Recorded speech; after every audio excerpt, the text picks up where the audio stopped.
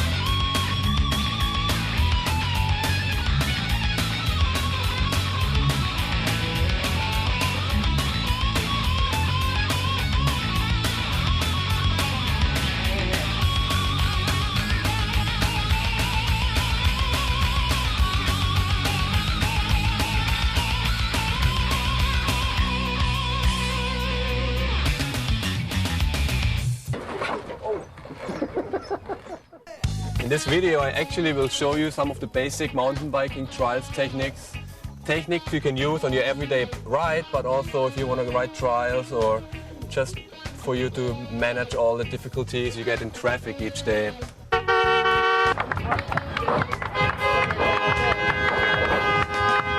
Techniques will include balancing, getting up and down obstacles or over them, bunny hopping and wheeling. Everything starts out with the basics, you know. You have to control your bike, you have to be comfortable with your bike. You should try to be one with your bike, so the bike does exactly the move you want it to do. If I take my finger and put it on my nose, it goes on my nose.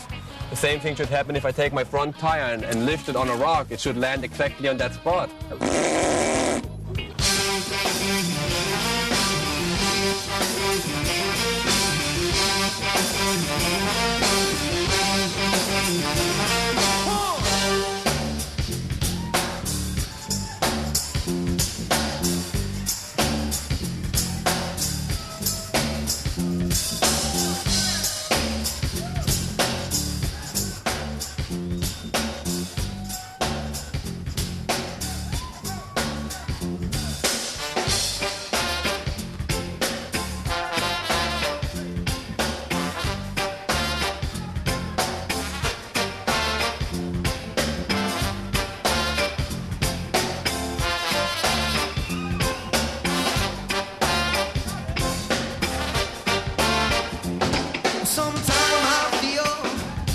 Like I haven't got a soul.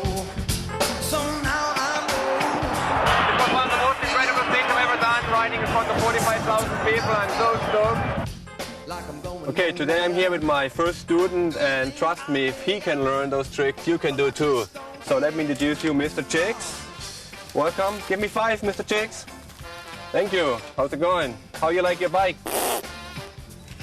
Yeah, like a musician learns his notes, a bike trial rider learns certain moves, and of course you have to, like a musician has to play his notes in the right order, you have to do the moves in the right order, so timing is very crucial.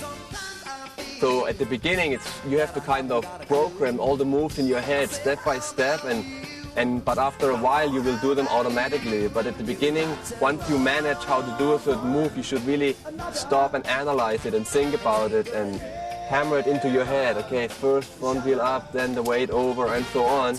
And then after a while you can do it in your sleep.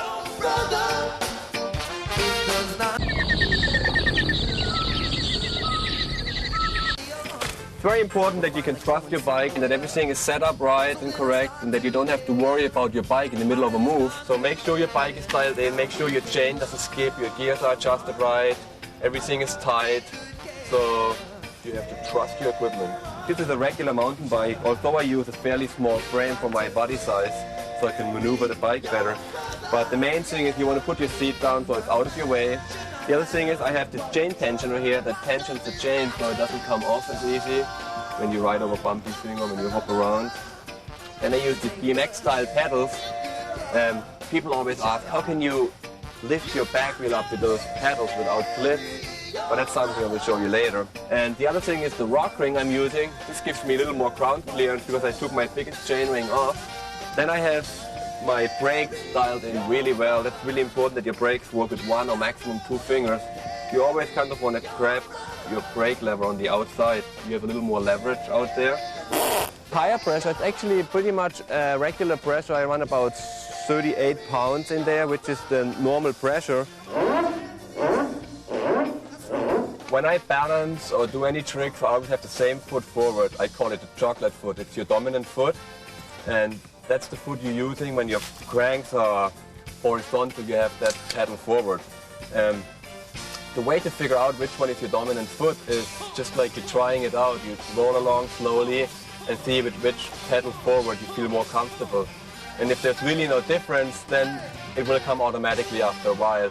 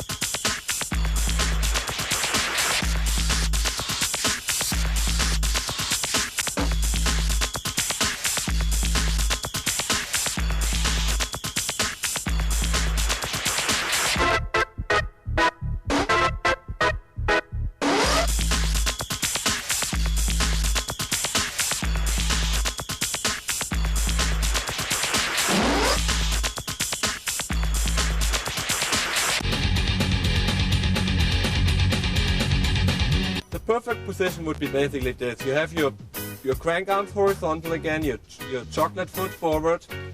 You turn your handlebar about 45 degrees to whichever side you feel comfortable, but you twist your upper body parallel to your handlebars. Very important is my center of gravity. My body is like way over my front hub. It's very far forward, see this? And my legs and arms are pretty much stretched, so I have a solid contact to my bike. And you just basically whip forward and backwards the whole time. You never have perfect balance, so you always plus minus balance points, see? You can use your brakes or use your pedals a little bit to whip forwards and backwards. Another trick might be to look a little bit forward. Look at a point maybe 5 or 6 feet ahead of you. And that way it's much calmer. It's like when you hold a full cup of coffee and you always look at it, it's like swapping over. But if you look straight ahead, it's much calmer. Did you get this, Mr. Jakes? All right. To get accustomed to the perfect position, you can either lean your front wheel against something. That way it's easier to counterbalance, and you can try out different positions of your body. You have to analyze what works best for you and remember that then. Or you can have a friend hold you and you can shift your body back and forward. You can hold you on the seat, for example. Okay, so try to ride as slow as possible, and before you lose your balance, you're gonna pedal again. All the way. All right, that's it. Try to ride a straight line. All right.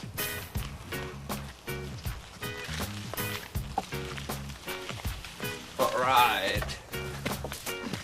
Good one. The way to do it goes, you try to go as slow as possible, and as soon as you lose your control, you pedal a little bit again. So you're gonna ride a circle. Try figure 8, get tighter and tighter each time. That's how you get a feeling for the bike. Perfect, calm, good, see? All right, see? You try to ride a circle, get tighter and tighter each time. All right. good one.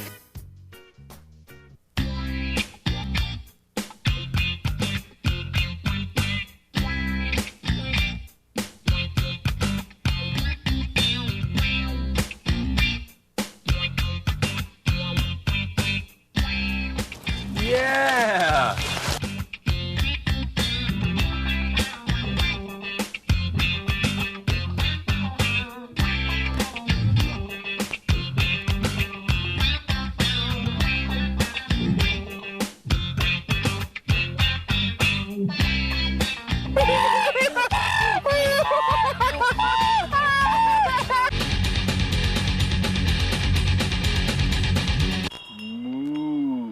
Cow see, cow do. Alright, we learn the cow hop the next time. This time it's the bunny hop. Where are all the bunnies? Where's all the bunnies when we need them? The next technique we'll be jumping into is the bunny hop. This move is not too difficult to master and it can be used in many situations to avoid an obstacle, to jump over a root, rut or whatever might be in your way. First, we have to learn how to get your rear wheel off the ground without your toe clips. It's actually very simple. Instead of just lifting up your feet, you do the opposite. You push your feet down, back and up in one dynamic motion. So your feet always stick to the pedals and you're pushing your feet away from your body. The first exercise is to stand up on your bike, your crank's horizontal, your rear pedal toe is almost pointing to the ground. Now you roll along at approximately running speed, not touching your brakes, and just try to lift up your rear wheel to get used to this new and unnatural move. The next step would be you lay a small stick on the ground and you try to lift your front wheel over the stick by just pulling on your handlebars. As soon as your front wheel lands on the other side of the stick, you unweight your rear end and pull your back wheel up. This is a great exercise to get a feeling for your bike and to practice the timing. Now you can try the real thing. You start out doing several small hops, lifting both wheels at the same time. Explosively you push your handlebars and feet first down to the ground and then you jump immediately up with your bike, making bike and body as one. Remember to have your weight centered, your head over the handlebar, your cranks horizontal and your toe of the rear foot is kind of pointing to the ground. The front end comes up by just pulling straight on your handlebars. For the rear end, your footwork is most important. Also, everything is supported by the rebound of your tires. Once you succeed with your first hops, you intensify the whole move and do everything harder, faster and even more explosive. Your air time should be as short as possible to have more control. In other words, you want to take off as late as possible and land immediately after this. The right speed is important. The faster you go, the faster you have to react. Also make sure the landing path is clear before you take off and make sure your handlebars are straight before you land again so you don't do one of those. Try to absorb the landing with your knees and with your arms like a cat. You know, being smooth is the ultimate goal. Now you can practice your bunny hops on your everyday ride, jumping over small and safe obstacles like lumps of grass, like little sticks, like mud puddles, or even a pile of cow dung.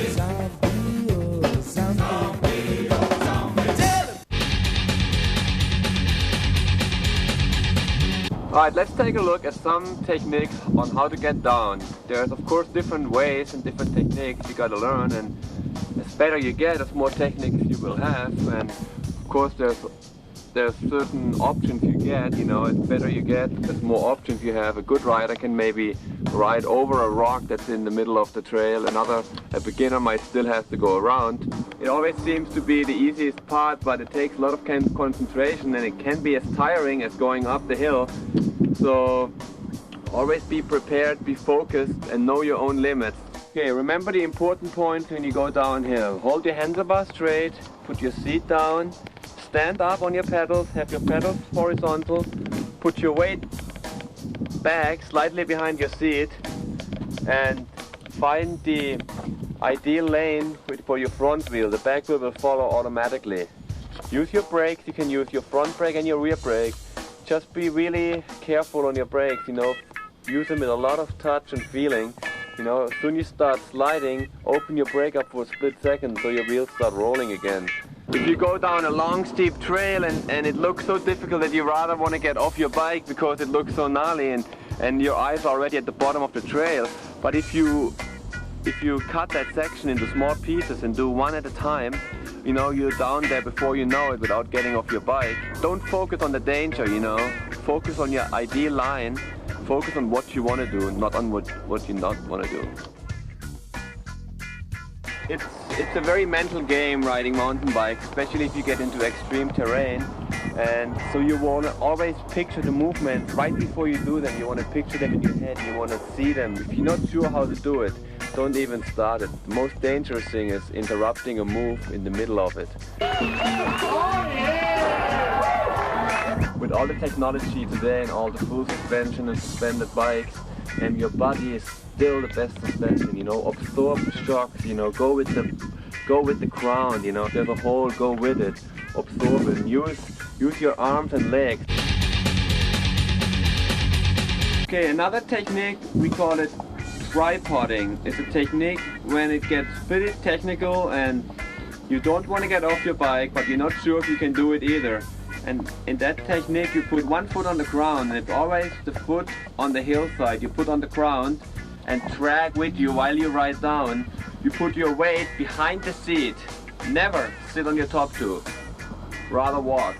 Put your weight way back on your tire, use your brakes, and walk your way basically down the hill while you ride, and you can steer the bike. And that way, you know, once it gets too steep or you lose control, you can either steer into the side of the hill or you can let the bike go and get off in the back of the bike, and that way you don't flip over your handlebars. The situation in the environment is different, so it's hard to generalize techniques, so you always have to kind of adopt and change your technique and use it according to the environment. If the environment allows it, you know, approach the drop-in from a right angle. Hold your handlebars straight, and sometimes you get to a situation where if you would ride down that drop-in, you would hit your chain rings on the object, or you would flip over your handlebars. And if the step is not too high, maybe up to a foot or so, what you can do is right when your front wheel rolls over the edge, you can like hop forward and land your front wheel like a bit away from the obstacle. That way the angle of the landing is smoother and you can ride it out easier, you know, that as soon you land you have to put your weight backwards, of course, so you don't flip over the handlebars. This technique is easy to learn. You can even learn it on a curve. More difficult is it when you have to ride off a drop-off in the wheelie style. That means when it gets too high to ride down, you want to wheelie off. I've jumped off from 3 meters before, up to 10, 11, 12 feet, and landed the bike and didn't do any damage to the bike. But you have to learn those moves on small obstacles. And the way to get started is you stand with the front wheel at the edge and you have your bad pedal forward. The gear you're using is approximately a low chain ring in the front and one of the middle rings in the back. Then you do half a pedal stroke until your back wheel is at the edge, but all the way at the edge. Don't stop in between as soon your front wheel gets in the air, you know, because then it goes straight down as soon as you stop pedaling and you crash. So you want to be at the edge, ready to roll off the edge with your back wheel, and get down and pull on your handlebar the whole time while you ride out there, and then absorb the shock with your knees and your whole body once you land and touch down. That should help you to jump off the edge of the world.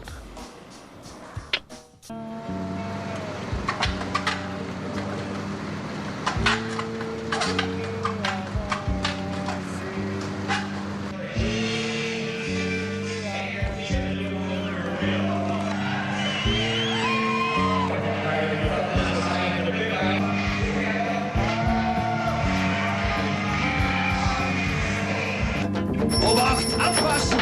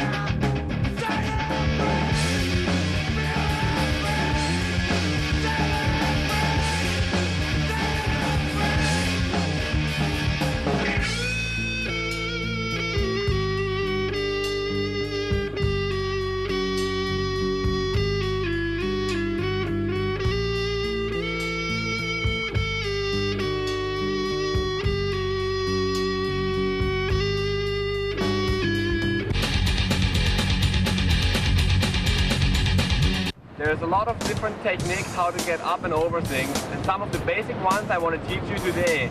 They're really simple once you know how to do them. I've been able to ride my bike up 60 inches high obstacles, and when you go on your everyday ride, a lot of times you encounter roots, rocks, ruts, or little logs in your way, and sometimes it's actually easier to ride over them than to avoid them, and that's what I want to teach you today.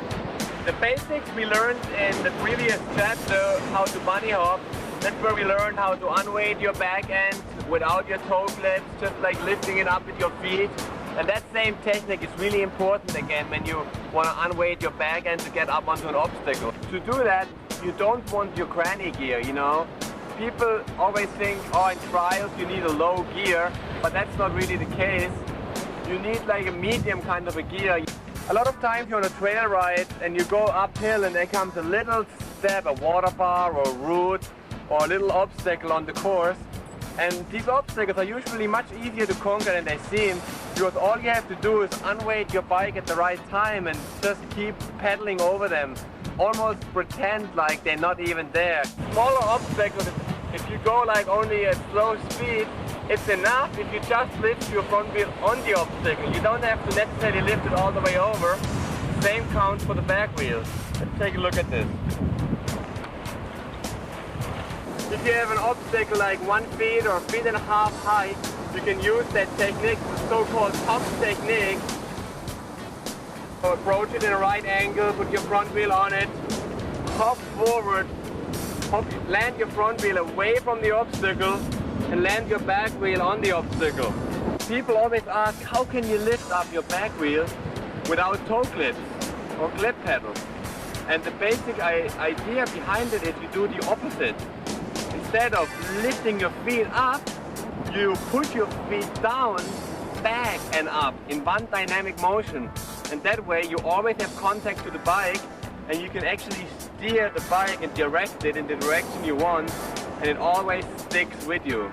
Once we get up in higher steps, we need to use a slightly different technique, and it's something for advanced riders. But again, you can practice it on low obstacles, like on a curb or something, and then take it into a higher situation.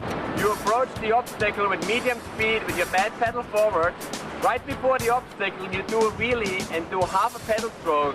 So once your front wheel lands on the obstacle, your good foot, your chocolate foot, remember, is on top of the obstacle, ready to unweight the back end. Before your chain ring or your back wheel hits the obstacle, you want to unweight your back wheel. That means you want to throw your weight forward on your handlebar and lift at the same time with your feet, your back end up. So basically you roll on your front wheel forward until your back wheel is on the obstacle. And then you're on there and you can continue riding.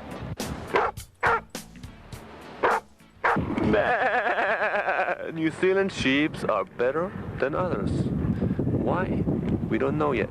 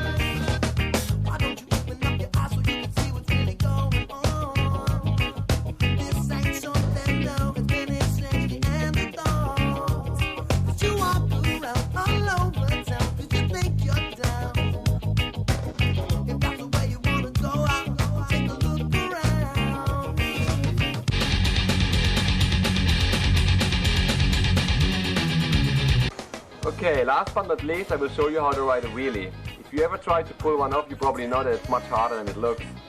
But with a little time and training invested, I can show you a few pointers which will make it much easier to learn it. Two things are important: to find the balance point and to develop a feeling for your rear brake, because you always have one thing on your rear brake, and as soon you go too far over, you just touch your rear brake and you automatically come forward. So the way you get started on the wheelie is simple. You choose a gear which is not too light and not too hard, because if the gear is too light, you just spin and you don't get anywhere. And if it's too hard, it's really fast to keep up with the speed. And then the way you start, you roll in like running speed, and you have one of your pedals up almost vertical, and you push down at the same time you pull up on your handlebar, and as soon as you get up, you lean back and you keep pedaling. And immediately you have to start counterbalance your balance. The trick is you constantly have one finger on that brake and you always pull the brake, and you just pull it a little bit, then you come a little bit forward, not all the way down. And if you come too far down, you just pedal a little harder and pull on your bars again. And for the sideways balance, you just use your handlebars and your arms and your knees. You go sideways out, and I even turn my foot on the pedal sometimes sideways out to recuperate the balance. But important is to correct before it's really necessary. Be ready to jump off the bag if you have to, and get a feeling for that, because the mistake most people do, they don't lift their front wheel up high enough. A good way to learn it is if you learn it on a little uphill slope. You were my best student, yes, now you have to go out and learn, yes, you just practice. Remember everything I told you. And next time we do more, say goodbye. Bye. Bye. Oh, yes. Yes, go. Just remember, you have to concentrate each time you go riding now. Yes, yes, and always be careful, yeah? Wear your helmet, yes, okay, goodbye. Bye. Yeah, goodbye.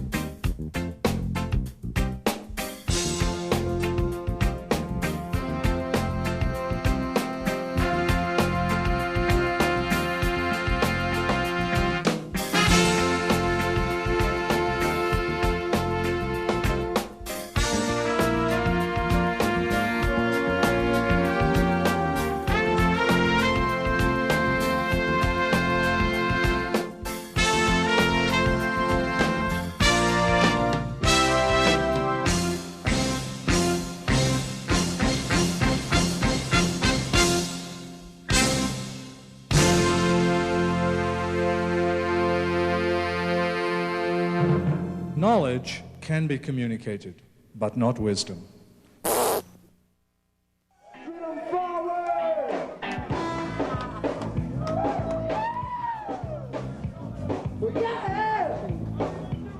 Last but not least, I will show you how to ride a wheelie.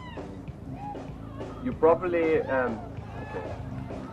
Ready and action. Last but not least, I will show you how to ride a wheelie. It looks much easier than it is, but... But be a little lively. Ready and go. Alright, last but not least, I will show you how to ride a wheelie. If you ever try to pull one off, you probably know that it's much harder than it looks. But it's actually not so bad, and I will show you how to do one right now. It takes a lot of... it's also... Once you know how to ride a wheelie, it will also... okay. Like open up the screen a little wider then, you know, a little angle. Middle of the screen. Ready and action. Alright, last but not least, I will show you how to ride a wheelie. It's probably... Stop it, I cannot like do it when you like go... Sorry.